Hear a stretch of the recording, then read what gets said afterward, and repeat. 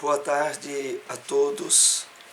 Mais um estudo da série psicológica de Joana de Ângeles, abordagem do tema comportamentos autodestrutivos.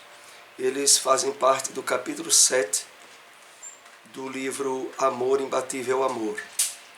Queremos sempre lembrar que o objetivo desses estudos é, sobretudo, o estímulo à leitura de toda a obra da série. Vários temas que são tratados por Joana de Ângeles têm o seu título repetido em outras obras, mas com abordagens mais diferenciadas. Então nós iremos ver essa tarde comportamentos autodestrutivos, situado dentro do capítulo 7, que é o capítulo que tem o nome Tormentos Modernos. Lembramos que os estudos anteriores se encontram no nosso canal no YouTube. Vamos para a nossa introdução, trazendo aqui um texto do Espírito Emmanuel, que está no livro Cartas de Paulo, o Evangelho comentado por Emmanuel. Carta aos Filipenses, capítulo 3, versículo 13. Separamos esse parágrafo. Esqueçamos todas as expressões inferiores do dia de ontem e avancemos para os dias iluminados que nos esperam. Centralizemos nossas energias em Jesus e caminhemos para diante. Ninguém progride sem renovar-se. Vamos assim fazer alguns apontamentos nesse tema, nesse trecho dessa mensagem, para introduzir o nosso estudo da série psicológica. Quando Emmanuel aqui nos diz, e é hábito utilizar o verbo no modo imperativo, esqueçamos todas as expressões inferiores do dia de ontem. Ele se refere ao esforço que nós devemos fazer de, conscientes de um passado espiritual, de desequilíbrio que formam diversas experiências reencarnatórias que tivemos, é necessário trazermos o máximo para a experiência atual. E a partir desse posicionamento, ressignificarmos o passado. E aí ele diz, esqueçamos todas as expressões inferiores do dia de ontem e avancemos para os dias iluminados que nos esperam. Na verdade, na presente encarnação, em que estamos tendo a oportunidade de conhecer o Evangelho do Cristo, trazido para os dias de hoje, através do Consolador prometido, que é o Espiritismo, nós somos coroados com possibilidades de iluminação que nunca tivemos antes. De iluminação sobre a vida, sobre entendermos os objetivos que nos trazem a presente encarnação. Sobre os objetivos das leis de Deus, que estabeleceram como meta para todos nós a felicidade, a perfeição, tal como Cristo já houvera colocado no Evangelho. Por isso, continua Emmanuel dizendo, centralizemos nossas energias em Jesus e caminhemos para diante. É uma forma indireta de dizer, coloquemos como centro principal o Evangelho do Cristo, o reino dos céus, o qual o Mestre havia dito que deveríamos buscar em primeiro lugar, para que as demais coisas nos fossem dadas por acréscimo. Então, centralizemos nossas energias em Jesus colocar no devido lugar, como prioridade, os objetivos de iluminação espiritual que estamos tendo na presente encarnação. E finalizando, Emmanuel diz: ninguém progride sem renovar-se. A frase tem um impacto de realidade imensa, porque é imperioso a renovação, já que as experiências que trazemos do passado são de natureza desastrosa. É preciso renovar-se e abrir-se às perspectivas de progresso que agora nos são assinaladas pela revelação espírita. Vamos então para o primeiro parágrafo de análise que trouxemos do capítulo Tormentos Modernos, o item Comportamentos Autodestrutivos. A falta de iniciativa e o medo constituem fatores relevantes para a instalação dos comportamentos autodestrutivos, decorrência natural da insegurança pessoal, da hostilidade social, da competitividade. Abrindo o entendimento para esse tema de comportamentos autodestrutivos, Joana nos chama a atenção para o fato de que, numa sociedade materialista, aonde predomina a ânsia por poder, por dinheiro e pelo imediatismo da vida, é comum estabelecer-se inseguranças pessoais, hostilidade social por excesso de ambição, de competitividade. E como decorrência disso, normalmente instalam-se medo, sobretudo como fator relevante para a instalação de comportamentos autodestrutivos. Como? Exatamente por estar distanciado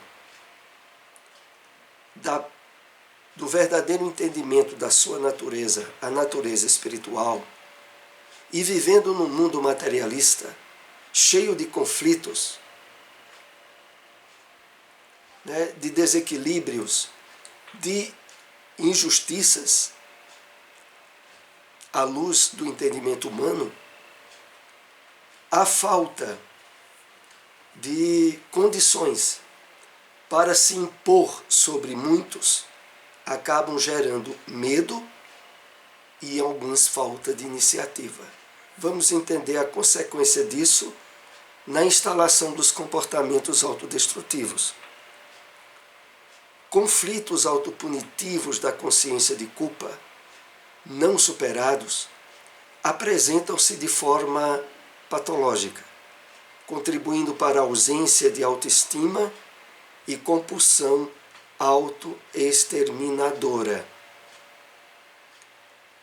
Como vemos, esse capítulo é tratado de uma forma bem impactante no início, para no decorrer do estudo nós entendermos como se estabelecem esses comportamentos autodestrutivos e as diretrizes para que isso não ocorra conosco. Então, aqui Joana faz referências aos conflitos autopunitivos da consciência de culpa, não superados.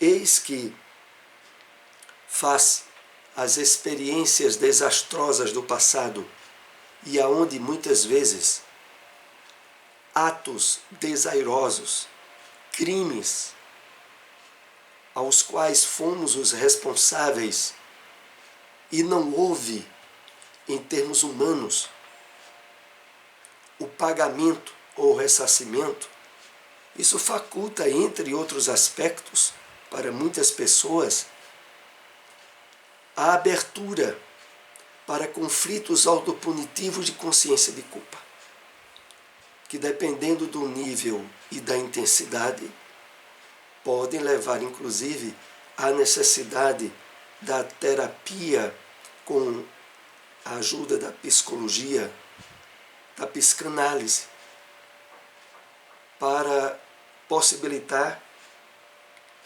a superação desses conflitos autopunitivos. E voltando ao texto, apresentam-se de forma patológica, contribuindo para a ausência de autoestima e a compulsão autoexterminadora.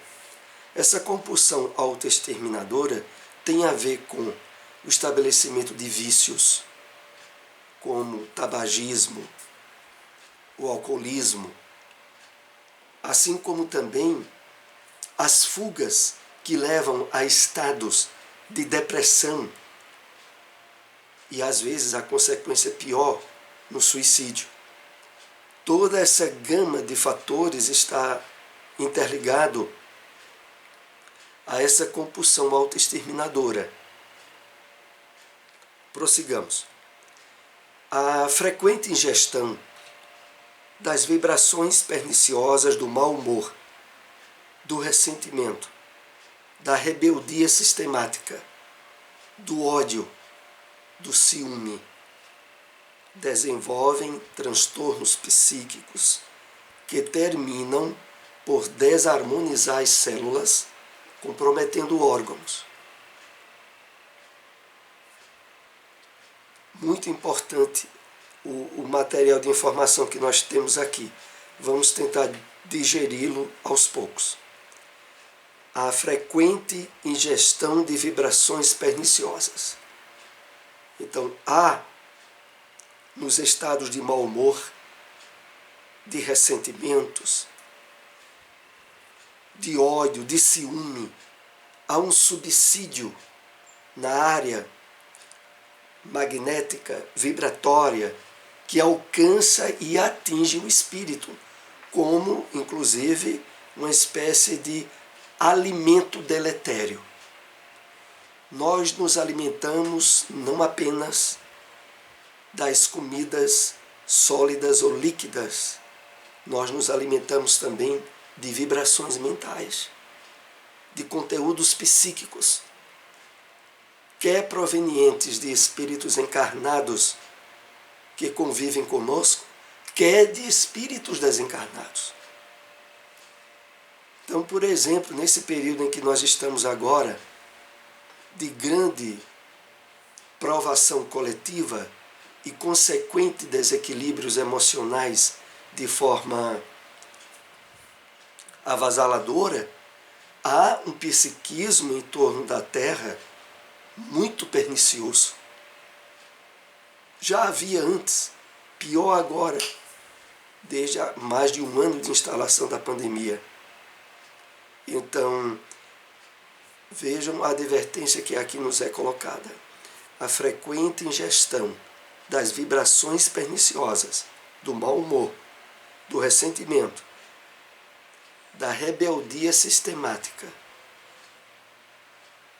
do ódio, do ciúme, desenvolvem transtornos psíquicos que terminam por desarmonizar as células, ou seja, abrir portas a doenças.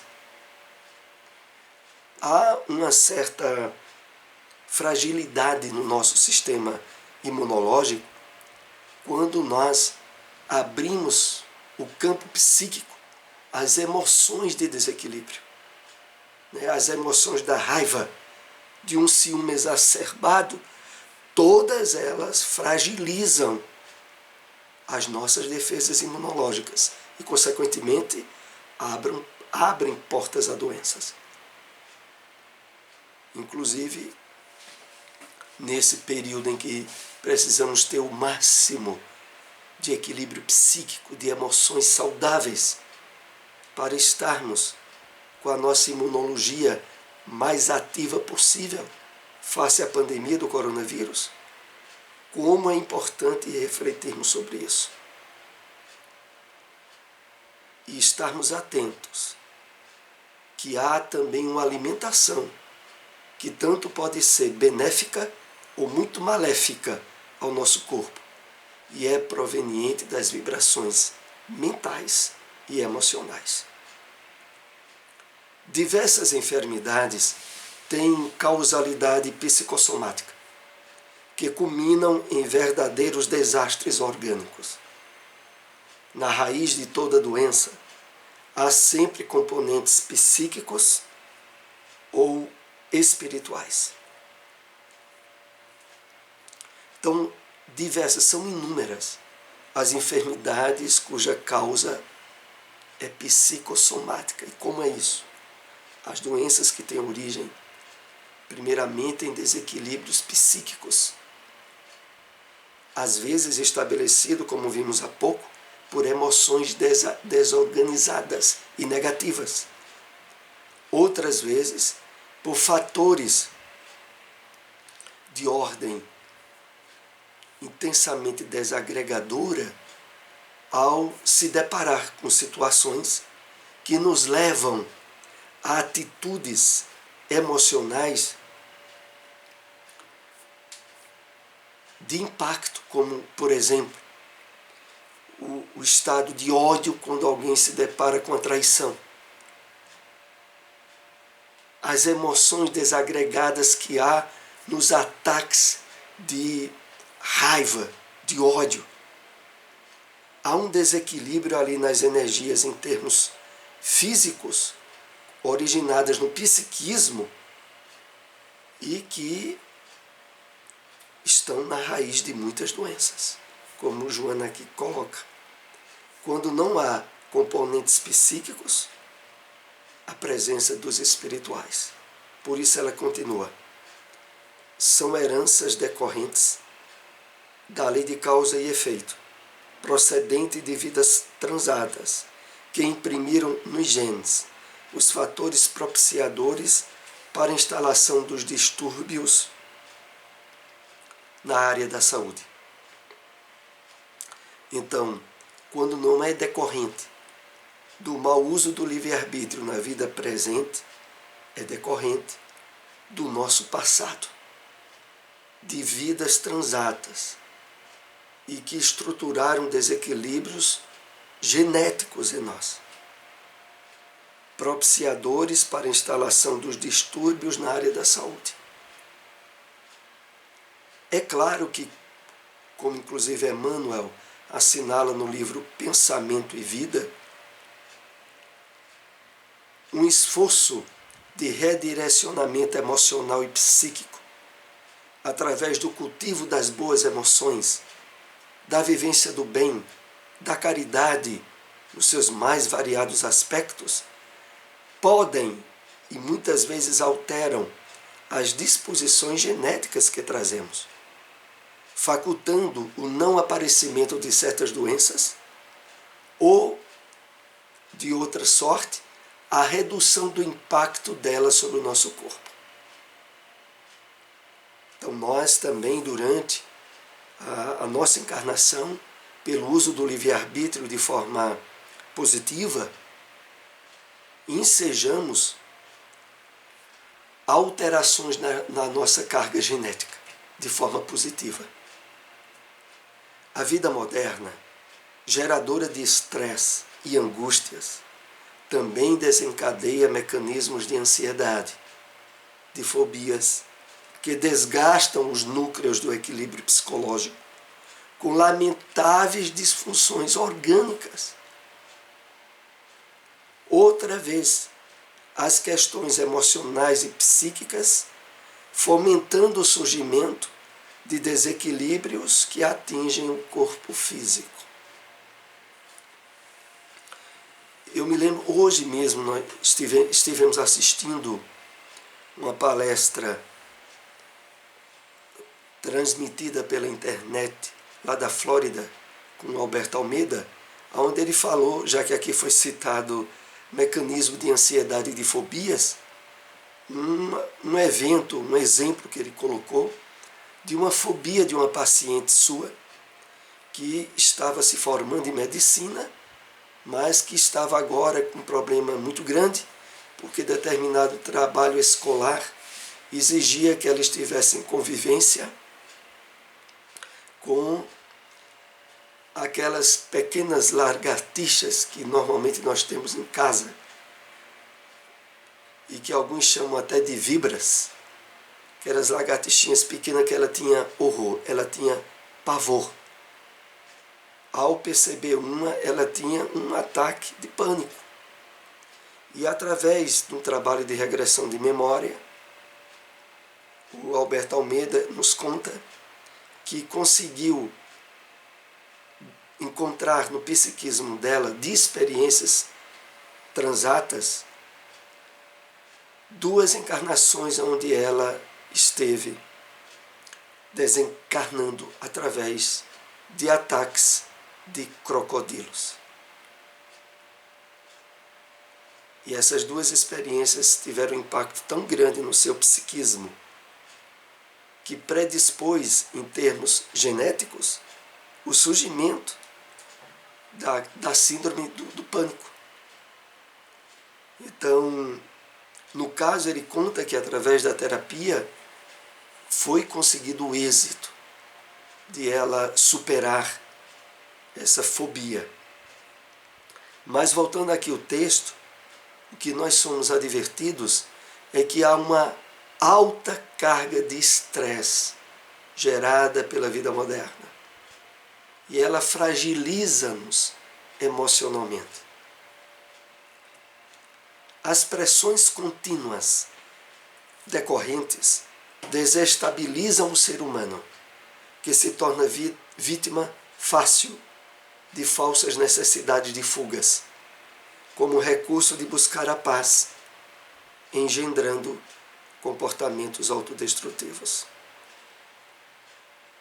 É por isso que, ao estabelecer-se determinados vícios, como o cigarro, a bebida, há muitas pessoas que usam como mecanismos de relaxamento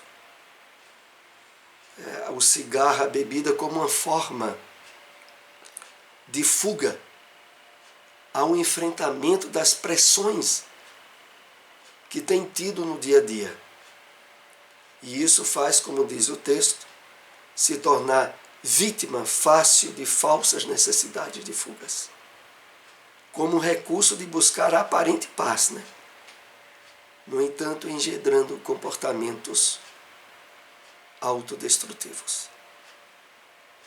Iremos ver agora os meios que nos são oferecidos pela doutrina espírita e pela psicologia de Joana de Ângeles nos traz, a psicologia espírita, em alternativas salutares e benéficas, né? Mas ainda é um texto de advertência, buscando nos alcoólicos, no tabaco, no sexo e nas drogas os estímulos e as compensações para substituírem o cansaço, o tédio e a saturação diante do que já haja conseguido. Então, numa sociedade materialista, imediatista, geradora de cobranças e de estresse intenso, a criatura humana, destituída de recursos espirituais, normalmente tende à busca das fugas autodestrutivas, que é no mau uso do sexo, na aquisição de vícios como tabaco e outras drogas, como meio de compensação à carga de cobrança que tem no dia a dia. Infelizmente, um recurso gerador de doenças graves e de problemas outros. No final do texto, quando diz: substitui o cansaço, o tédio, a saturação diante do que já haja conseguido. Porque diante das pressões de busca de coisas, de bens materiais, normalmente, quando logra conseguir pouco tempo de uso, vem o tédio e a insatisfação pelo já conseguido, verificando que, na verdade, esteve numa busca ilusória. A ruptura das algemas psicológicas, responsáveis pelo desprezo de si mesmo, pelo acabrunhamento e autonegação, torna-se de urgência, a fim de favorecer a visão clara da realidade e os meios hábeis para bem vivê-la. Bom, aqui Joana nos alerta de que a ruptura, o desligamento dessas algemas psicológicas, que na verdade apenas são sinônimo de um desprezo, de um desvalor a si mesmo, porque a fuga através de um vício é uma situação de impor-se desprezo à sua saúde. E voltando ainda ao texto, e autonegação. A ruptura disso é de urgência, objetivando favorecer a visão clara da realidade. Como é a visão clara da realidade? A visão clara da realidade é aquela estabelecida no entendimento da verdadeira natureza da vida, a espiritual. É a percepção da realidade como a doutrina espírita tanto nos favorece. É essa visão clara da realidade e dos meios hábeis para bem vivê-la, para estarmos bem, mesmo temporariamente inseridos numa sociedade materialista,